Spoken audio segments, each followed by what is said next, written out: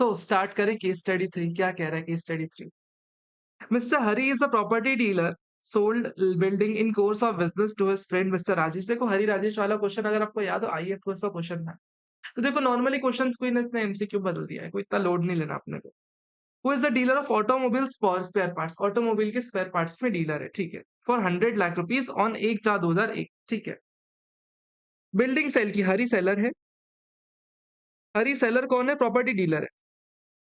Property dealer है ये अपना राजेश भाई, राजेश राजेश राजेश राजेश क्या करता है? He is a automobile dealer, ठीक है। 100 लाख की सेल की है, 100 लाख की। When the stamp duty value कितनी थी? 120 लाख की। जिस दिन सर बेची उस दिन स्टैम्प ड्यूटी वैल्यू 120 की थी।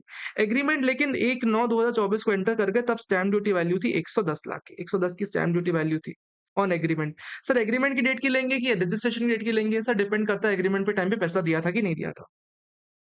हरी ने रिसीव कर रखा है down payment 15 lakh rupees via NEFT from mister Rajesh on the date of agreement. Sir simple सी बात है, इन्होंने एग्रीमेंट के दिन एक 50 लाख 15 लाख रुपए बैंकिंग चैनल से मिल चुका है। यानी एसडीबी हम 120 ना लेके हम 110 वाली ले लेंगे, ठीक है। अब मुझे बताओ क्या 50 सी लग रहा है? क्या 50 सी लग रहा है? क्या exceed SDB exceeds 110% of consideration? Right answer, SDB does not exceed 110% of consideration. SDB is 110% of consideration. SDV जो है ना सर एक्सीड नहीं कर रही है sir, SDV is equal to 110% of consideration. तो यहाँ पे ना 50 सी लगेगा ही नहीं कभी को। अपनी जो एक्चुअल कंसिडरेशन है ना 100, वही हम फुल वैल्यू कंसिडरेशन लेंगे हरी के हाथ में। ना 50 सी लगेगा ना 43 सी लगेगा, दोनों ही नहीं लगने वाले। Okay sir, okay. The Hari had sorry her mister Hari has purchase the building on for 50 lakh. 50 lakh की इसने परचेज कर रखी थी, 100 लाख की बेची उसने। क्या सस्ते में बेची? सर कुछ सस्ते में नहीं बेची। हरी's brother Ravi is a retail trader, sold residential house to Mr. Wallish।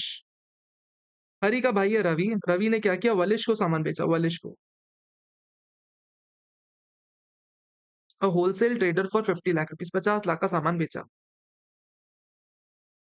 और 1/2/2025, 1/2/2025 को सामान बेचा। When the stamp duty value of 70 lakh rupees, 70 lakh rupees का था। सर कुछ भी कर लो, स्टैम्प ड्यूटी वैल्यू 110% ज्यादा ही है, ठीक है। देखते हैं फिर भी।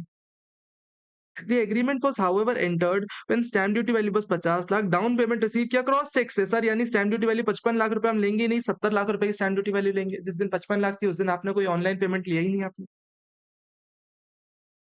Mister Walish on the date of agreement, ठीक है, परचेज कमर्शियल बिल्डिंग कितनी? 32 लाख रुपए खरीदी थी आपने। कब? सर 32 लाख की खरीदी आपने 17/8/2023 को। आपने बाय की थी 32 लाख रुपए में 17/8/2023 को,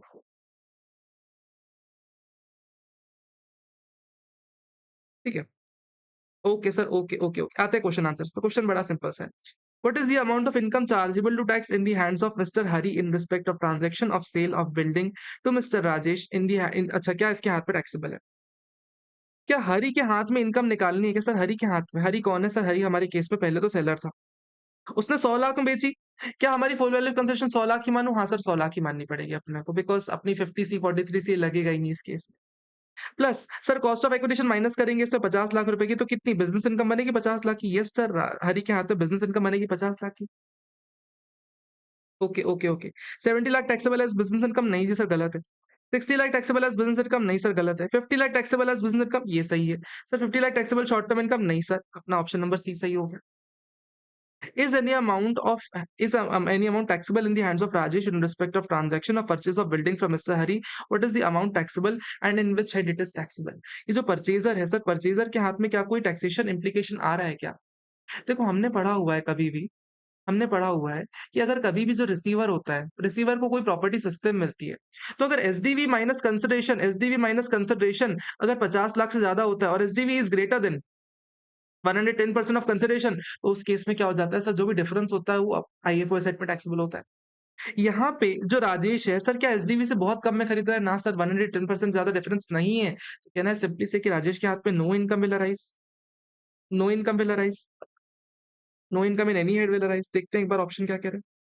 no amount of income is taxable in the hands of mister Rajesh seems correct. अभी रुकते हैं, अगला अगला पॉइंट देखते हैं। 20 लाख टैक्सेबल होगा? सर गलत है, कोई इनकम टैक्सेबल नहीं है। 10 लाख टैक्सेबल होगा? नहीं। 10 लाख टैक्सेबल इनकम? नहीं। सीधे सीधे फर्स्ट ऑप्शन कर दो। What is the amount of income chargeable to tax in the hands of Mr. Ravi in respect of transaction of sale of residential house to Mr. Wallish and in which head it is taxable? Sir यहाँ रवि के हाथ में पूछ रहा है, sir Ravi के हाथ में पूछ रहा है, रवि वाला फर्स्ट वाला केस। सर सवाल आता है रवि के हाथ में क्या टैक्सेबिलिटी आएगी? ध्यान देना, गौर फरमाना, बड़ा अच्छा सवाल है। सर पहली बात तो ना रवि एक नॉर्मल रिटेल ट्रेडर है, तो इसके हाथ में जो भी गेन आएगा it will be capital gain, business income नहीं बनेगी, it is capital gain. Capital gain निकालने के लिए सर अपने को फुल वैल्यू कंसिडरेशन चाहिए। फुल वैल्यू कंसिडरेशन कैसे निकलेगी? सर 50 लाख में बेचा लेकिन एसडीवी 70 लाख ही, तो मैं 70 लाख रुपीज मान लूं, क्योंकि एग्रीमेंट वाले दिन कोई पैसे आए नहीं, तो डायरेक्टली मैं मान सकता हूँ जो रजिस्ट्रेशन डेट की एसडीवी है वही मेरी एसडीवी बनेगी। कॉस्ट ऑफ एक्विजिशन 32 लाख रुपए, यानी कहना है सिंपली से कि 38 लाख रुपीज मेरे हाथ में, जो रवि है उसके हाथ में कैपिटल गेन जाएगा, वो भी short term capital gain. 38 lakh rupees short term capital gain होगा, चेक करते हैं। 38 lakh rupees short term capital gain होगा, यही हमारा ऑप्शन नंबर सी आ जा रहा है। Okay sir.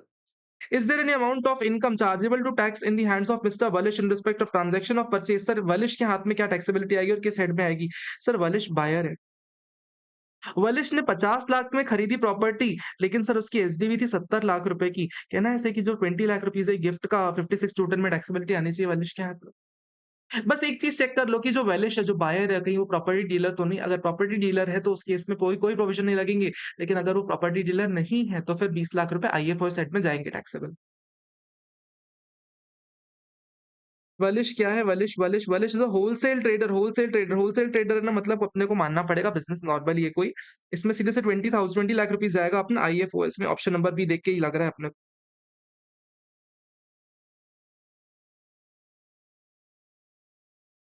Okay okay okay. Is any amount deductible by mister Walish while making the payment to the seller? Sir जो राजेश है, क्या राजेश को कोई टीडीएस काटना है क्या? क्या राजेश और वलिश को कोई टीडीएस काटना है क्या? सोचने वाली बात है, देखना। जो राजेश है ना, राजेश को 100 लाख पे 1% टीडीएस काटना पड़ जाएगा। 100 लाख पे 1% टीडीएस काटना पड़ जाएगा। ओके सर, 1% टीडीएस काटना पड़ जाएगा। प्लस जो ये है ना वॉलिश, वॉलिश को ना सर 70 लाख पे 1% टीडीएस काटना पड़ जाएगा, क्योंकि सर जिस दिन खरीद रहा है उस दिन 70 लाख की एसडीवी है ना। एक बार चेक कर लेते हैं। Yes, TDS is deductible by both mister Walish and Rajesh. एक बार चेक करना ऑप्शन नंबर क्या है, हमारा आंसर क्या क्या आ रहा है। हमारा आंसर है सी, ए, सी, बी और A. C A C B A.